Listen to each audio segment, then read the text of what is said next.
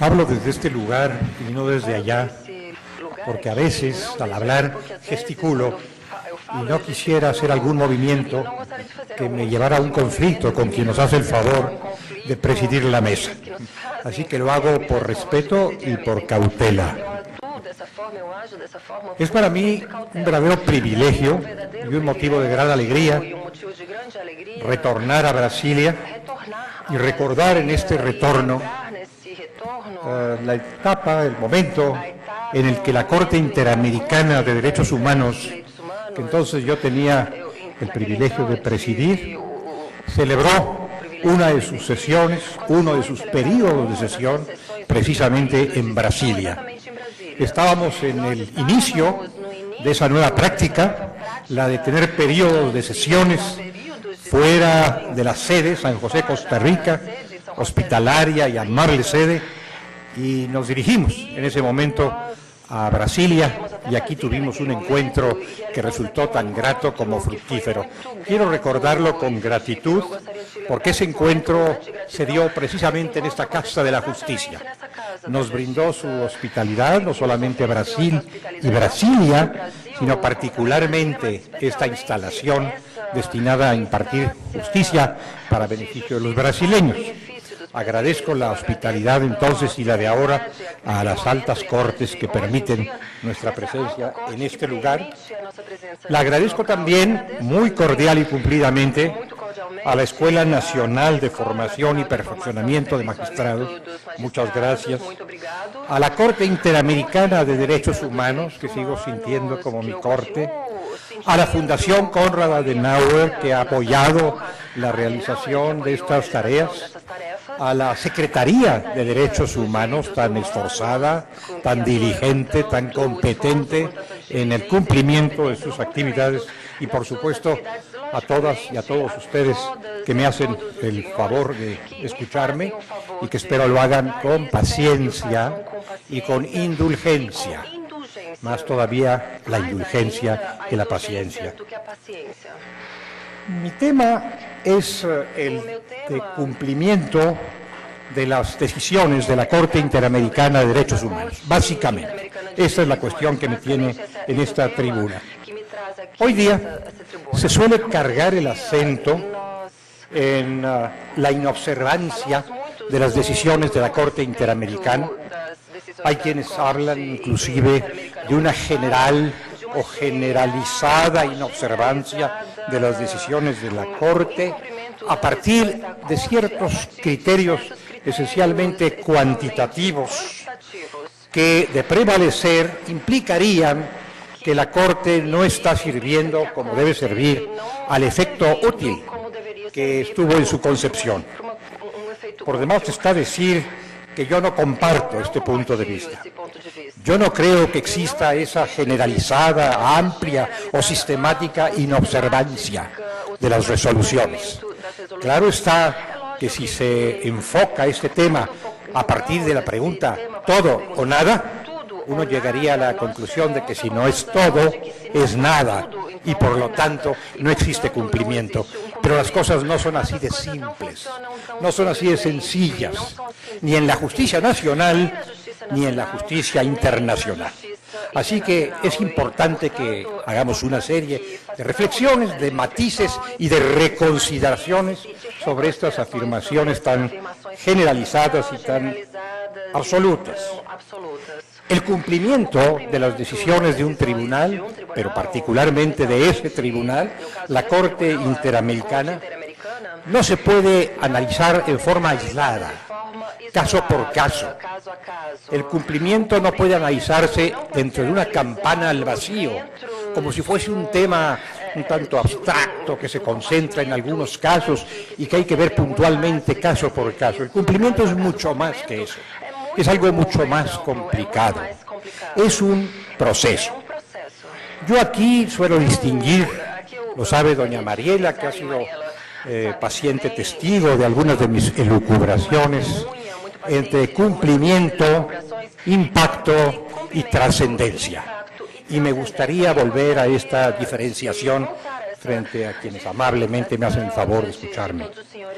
El cumplimiento tiene que ver con una sentencia, con una resolución que se acata y se atiende y se cumple en sus términos estrictos, condena por condena, o punto por punto de su rol de condenas. Este es el cumplimiento. Pero el impacto va más allá. El impacto es un siguiente paso. El impacto es la influencia que ciertas sentencias, una sola o varias, pueden ejercer sobre el orden jurídico y sobre las prácticas de un país, al menos en un sector de problemas, en un sector de consideraciones. Y lo más importante, la trascendencia, es la forma en que esas decisiones se trasladan a la vida general de un país, a su vida jurídica, a su vida política, a su vida social y más allá, trascendiendo fronteras, llegan y alcanzan a otros países. Esta es la trascendencia de las resoluciones, la que pueden tener y suelen tener de las resoluciones de la Corte Interamericana sobre Derechos Humanos. Así que tratemos, si les parece, de separar cumplimiento de una sentencia de impacto de algunas sentencias en un medio definido, de trascendencia de las resoluciones en general y de la jurisprudencia en pleno sobre la vida jurídica, política y social del sistema interamericano.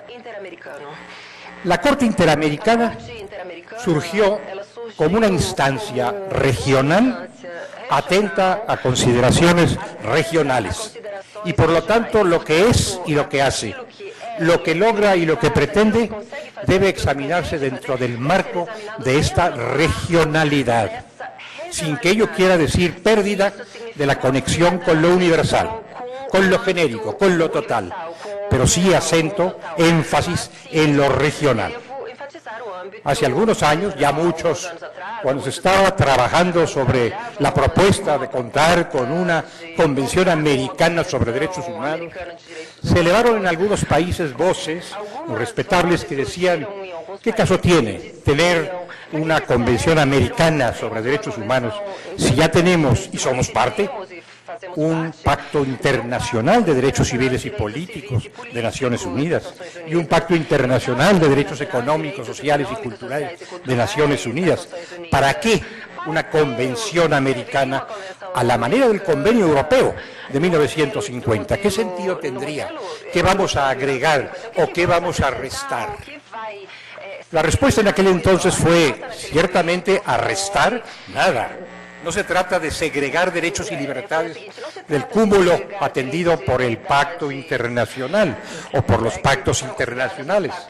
Se trata más bien de modular ese enunciado de derechos y libertades, tomando en cuenta los problemas, las posibilidades, las potencialidades, las expectativas del sector del mundo en el que se va a proyectar, es decir, del continente americano, de esta región del planeta. Cuando se instaló la Corte, ciertos tratadistas de derecho procesal, como Donizeto Alcalá Zamora, a quien la doctora Asís Moura seguramente recuerda con aprecio, señalaron muchas deficiencias, es decir, muchas omisiones en la porción procesal de la Convención Americana, que efectivamente es muy concentrada y que necesitaba mayor desarrollo. Y el presidente de Costa Rica, que asistió a la instalación de la Corte, hizo notar que se requería que la Corte emitiese una jurisprudencia amplia, penetrante, profunda, para colmar las deficiencias, supuestas, hipotéticas, de la Convención Americana. Y eso precisamente es lo que ha ocurrido a lo largo de estos años. La Corte, me parece, ha cumplido con la misión característica que tiene. Ha atendido su vocación institucional. Lo digo con satisfacción y hasta con cierto orgullo, porque no formo parte de la Corte. No estoy defendiendo el tribunal del que formo parte, sino un tribunal de cuyo actual comportamiento soy testigo, y testigo alentado, testigo optimista. Por eso digo que está cumpliendo su vocación institucional. ¿Y cuál es esta? A mi modo de ver, es una Corte, y así lo ha acreditado, para un número relativamente limitado de casos. No es una Corte para miles y miles de casos, como lo hemos visto, por ejemplo, en el caso de la muy respetable y respetada Corte Europea, Actualmente la Corte ha atendido, ha resuelto poco más de 200 casos, a través de cierto número de sentencias, y no más que eso. Pero estando concebida y siendo su vocación atender pocos casos, también está en su vocación llevar adelante esa atención con criterio, como hace un momento decía, con criterio de trascendencia. Se trata de que los criterios emitidos por la Corte Interamericana permeen en el conjunto del continente y determinen, como paulatinamente están determinando, grandes cambios, por lo pronto en el aparato jurídico, en el aparato normativo, pero luego en el aparato político y social. Entonces, ha cumplido esta vocación, o la está cumpliendo esforzadamente, no quiero tampoco lanzar campanas a vuelo, la está cumpliendo esforzadamente, de una pequeña gran corte que aspira a resolver a través de pocos casos muchos problemas y a ir poco a poco permeando en la vida jurídica de una región del planeta particularmente compleja como es nuestra América. Y digo nuestra América utilizando de nuevo una expresión de José Martí, que así se refería a este conjunto de países que son el espacio judicial de la Corte, ubicados entre el Río Bravo y la Patagonia, y de los cuales, por supuesto, Brasil forma parte muy importante y muy distinguida. Todo esto nos lleva a mirar, así sea brevemente, y no podría hacerlo de otra manera ahora, mi mirada tampoco alcanza para mucho más, a mirar brevemente algunos datos genéticos consustanciales al quehacer de la Corte y a las vicisitudes que ha tenido que enfrentar para ir logrando de una manera gradual cumplimiento, impacto y trascendencia. Primero, y aquí se ha hecho alusión a esto hoy por la mañana, la necesaria superación del conflicto, del dilema, de la oposición, que a menudo se ha planteado más en el pasado que en el presente, pero también en el presente, y se reserva todavía más para el futuro, el conflicto entre el orden jurídico nacional y el orden jurídico internacional. ¿Qué habrá de prevalecer? Lo nacional, representado ante todo por la Constitución política del Estado, o lo internacional de los derechos humanos, a eso me refiero, de los derechos humanos, no a todo lo internacional, recogido en tratados y en otros actos jurídicos que integran el derecho internacional de los derechos humanos. Esta respuesta, la respuesta que se dé a esta pregunta, es la respuesta que informará lo que suelo llamar el dato ideológico del sistema. Es colocar al ser humano en el centro de la atención y privilegiar todo aquello que privilegia al ser humano. Todo aquello que proteja mejor sus derechos y sus garantías. Pro persona, pues. Pro homine, quizá no, porque parece que choca esa expresión, pero sí pro persona, que abarca hombres y mujeres. Si coincidimos en esa concepción antropocéntrica de la Constitución, como diría Haberle, antropocéntrica del derecho internacional de los derechos humanos, habremos logrado disolver esta antinomia entre el orden internacional y el orden nacional. ¿Qué acaso no es esa nuestra decisión fundamental, nuestra decisión política fundamental en el interior de los estados democráticamente constituidos y en el exterior?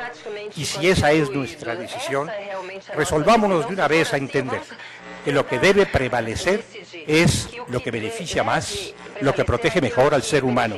Y esto no es el derecho internacional o el derecho nacional. No es el tratado o la convención, y mucho menos el tratado versus la convención. Es el ser humano. Cualquiera que sea la solución que más le favorezca. Si se halla en el tratado, el tratado. Si se halla en la Constitución, la Constitución. Y si se halla en una legislación secundaria de otra magnitud, de otro rango, pues esa legislación secundaria. Este es el primer tema que tenemos que resolver para lograr una mayor observancia, impacto y trascendencia. Si esto no está resuelto, vamos a tener piedras en el camino a todo lo largo de nuestra jornada. En segundo término, tenemos que traer a colación la relación que existe, y no podemos eludirla, entre democracia y derechos humanos. Cuando hablo aquí de democracia, no me estoy refiriendo solamente a la democracia formal, a la democracia política, a la democracia que se expresa en las urnas libremente y en la constitución de ciertos órganos del Estado. Me refiero a una democracia más amplia, más plena, integral. Asdrúbal Aguiar, un ex juez de la Corte Interamericana, tiene en su haber un precioso análisis de la orientación democrática de la jurisprudencia de la Corte, no solo desde el punto de vista electoral, democracia representativa o formal, sino desde el punto de vista social, recogiendo las ideas que están en el preámbulo de la Convención Americana sobre Derechos Humanos, que habla de hacer en América una tierra de libertades y de justicia social. Esas dos vertientes, esas dos versiones de la democracia deben ser atendidas, y si no lo hacemos puntualmente, yo sé que es una tarea que también implica gradualidad, difícilmente podremos abrir el espacio para un más puntual cumplimiento, un mejor impacto y una verdadera trascendencia de la jurisprudencia de la Corte Interamericana. Ha sido difícil el desarrollo de la democracia en los Estados americanos. Lo hemos visto en el curso de muchos años y creo que lo estamos viendo ahora mismo y probablemente lo seguiremos viendo en el futuro cercano. Ha sido difícil, pero no imposible.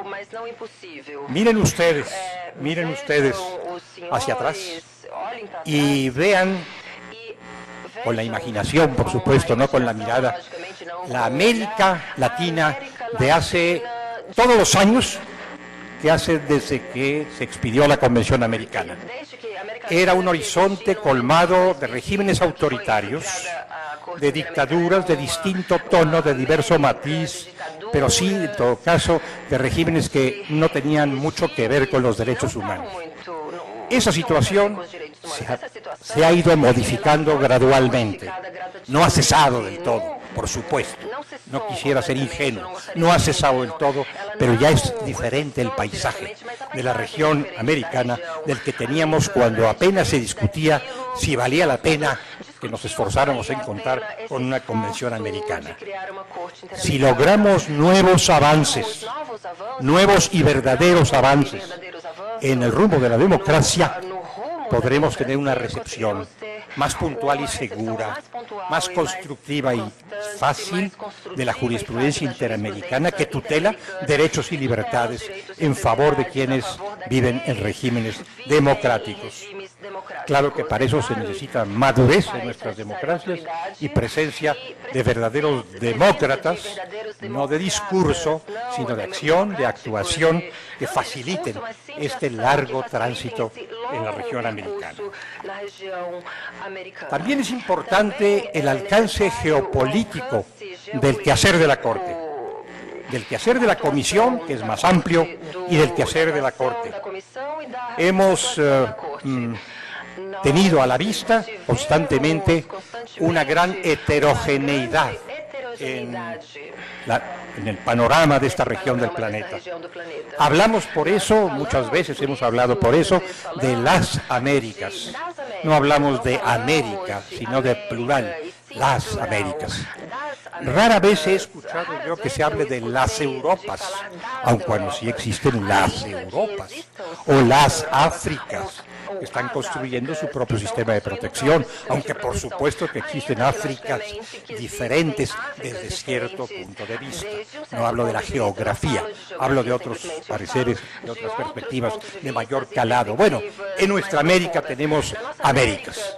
Tenemos una América del norte, del norte inclusive de mi propia patria, y mi propia patria es México. Hacia el norte tenemos una América distinta de la América Latina, de la América nuestra. Y luego está la también muy respetable América caribeña, América insular, menos presente, menos activa en el sistema interamericano. Esto también crea problemas, pone piedras en el camino a la hora de cumplir, a la hora de impactar y a la hora de trascender en la creación de un sistema que verdaderamente ejerza estas funciones en el conjunto interamericano.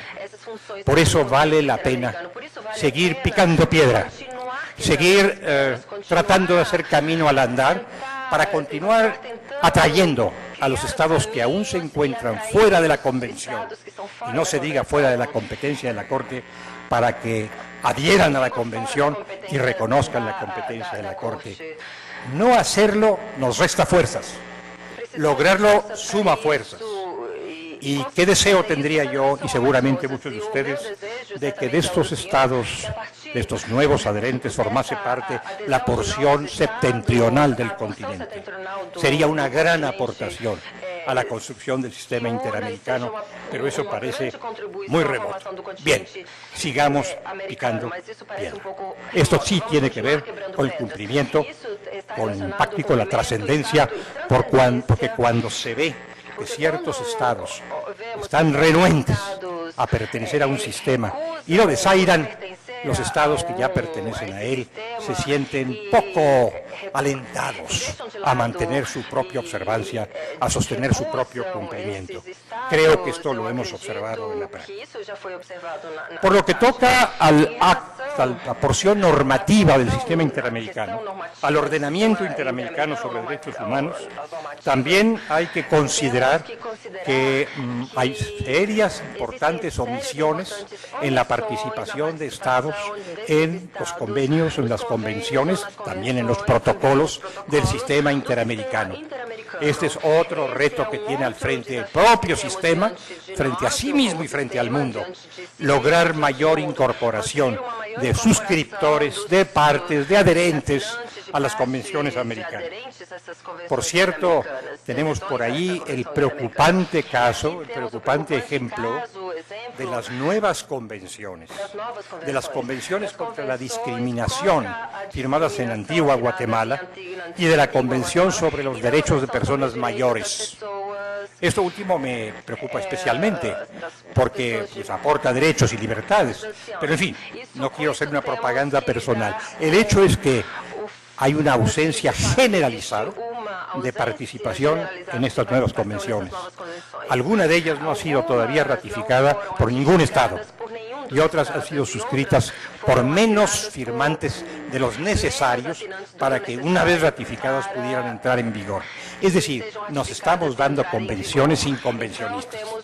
Nos estamos dando obligaciones sin obligados. Vale la pena tomarlo en cuenta y grandes naciones como Brasil podrían tener una voz influyente, una voz elevada, una voz generosa para alentar a la suscripción y a la participación en esas convenciones, que por lo pronto Brasil tampoco ha suscrito y ciertamente, debo decir, tampoco México. Es decir, está baldío el terreno y hay que sembrar en ese terreno. También es relevante reconocer, para que todo esto tenga sentido, como lo ha reconocido la propia Corte Interamericana y muchas altas cortes, el poder, la fuerza vinculante de las decisiones de la Corte Interamericana. Estas no son convocatorias corteses, excitaciones, peticiones amables, sino verdaderos mandatos normativos que deben ser cumplidos.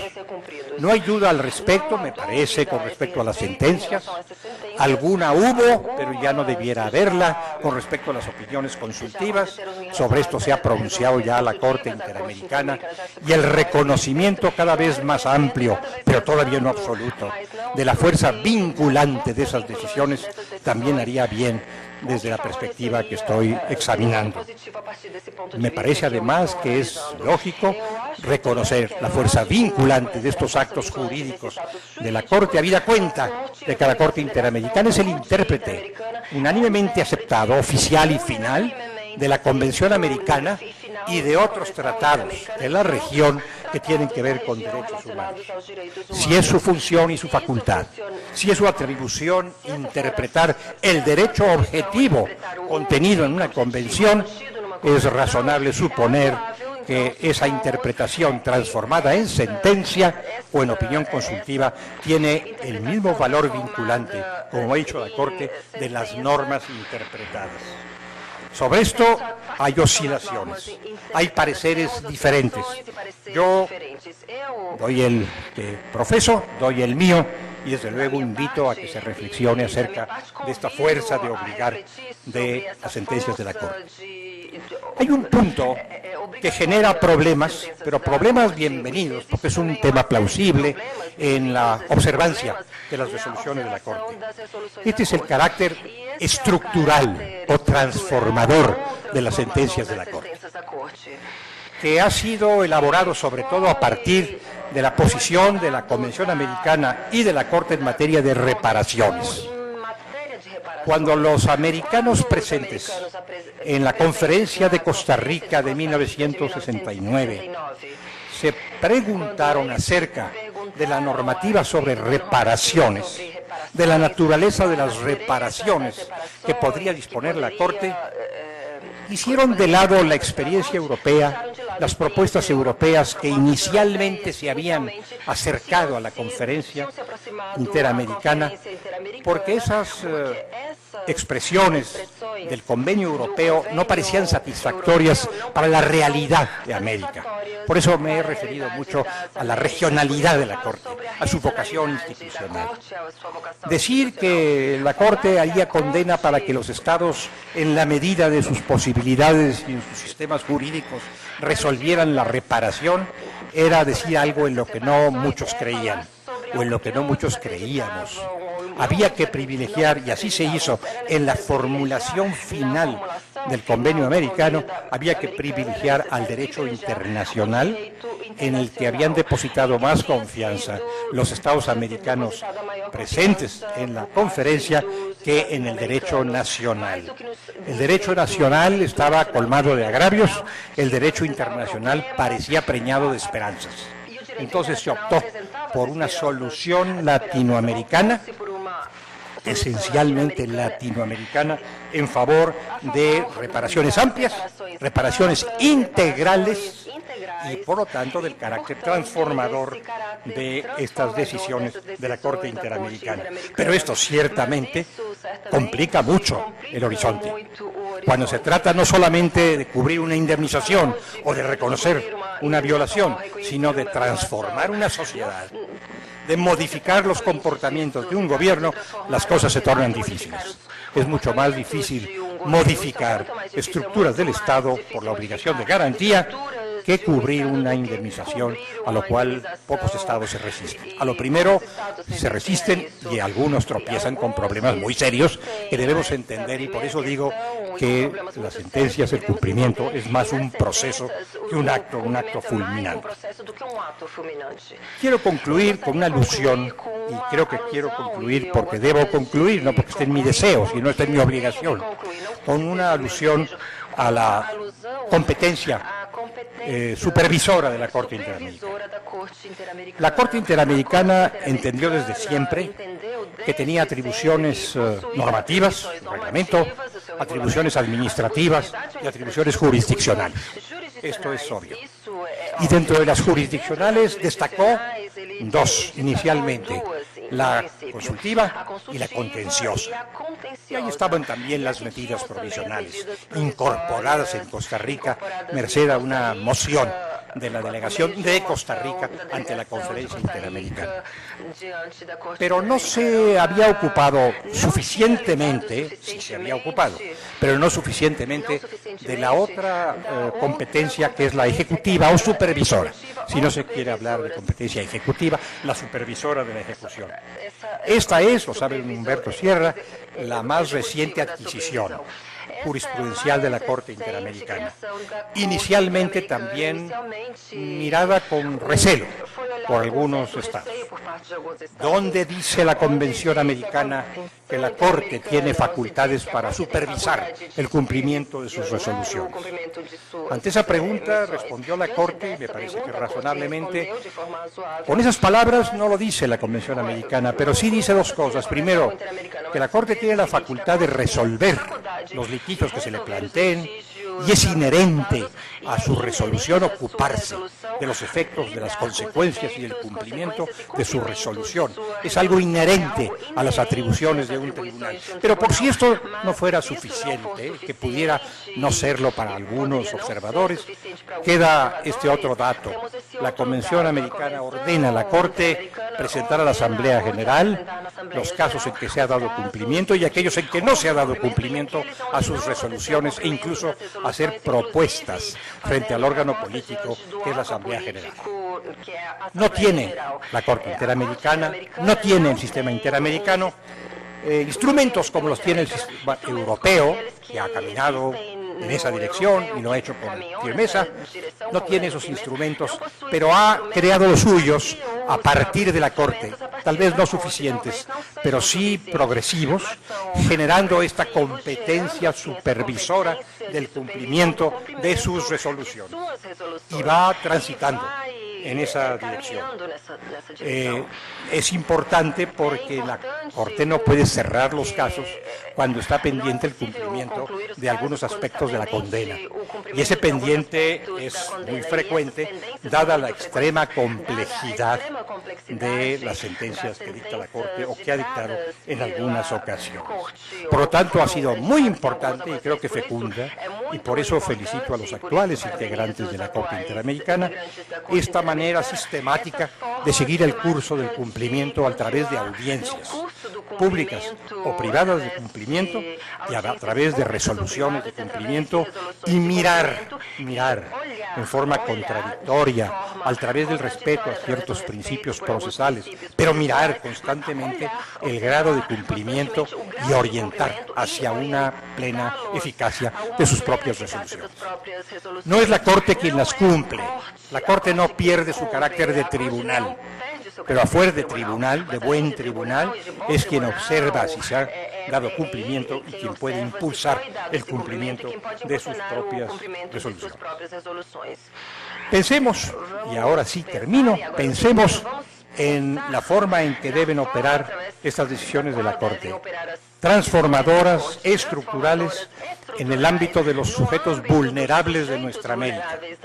Es decir, de esas comunidades tan numerosas, que debieran ser tan poderosas, pero no lo son, de niños, de mujeres, de discapacitados, de detenidos, de indígenas, de pobres, de integrantes de grupos minoritarios, etcétera, etcétera. Una sentencia que se dicta en relación con los temas de esta muchedumbre desvalida, de esta muchedumbre de vulnerables, es una sentencia de gran hondura, es una sentencia de gran calado y de no fácil cumplimiento. Pero se puede avanzar, se puede caminar y se está caminando. Quizá todo esto explica el por qué una revisión puramente cuantitativa, con base en el criterio de todo o nada de las condenas de la Corte, puede darnos una impresión insuficiente, poco persuasiva acerca de la penetración que realmente tienen las sentencias de la Corte Interamericana. Citaré simplemente un ejemplo sobre estas dificultades extremas y sobre las tareas que hay que hacer para lograr cumplimiento, impacto y trascendencia.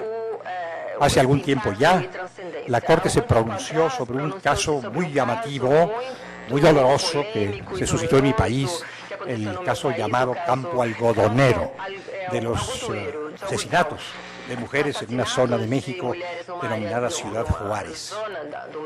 La Corte condenó al Estado mexicano no por haber perpetrado directamente esas muertes, sino por no haberlas previsto, por omisión, pues, no por acción. Pero en la retahíla de puntos condenatorios, que fueron muy numerosos, entre los más numerosos que contenga cualquier sentencia de la Corte, figuraba ordenarle al Estado que hiciese lo que estaba a su cargo, que cumpliese las atribuciones necesarias para modificar los factores de violencia que habían determinado la discriminación y la vulneración de las mujeres en Ciudad Juárez. Es decir, le ordenó al Estado que actuara para cambiar la cultura de una región de la República Mexicana. No es fácil emitir una condena de ese tipo y tampoco es fácil cumplirla, porque es una labor que se prolonga por mucho tiempo y que requiere muchos esfuerzos.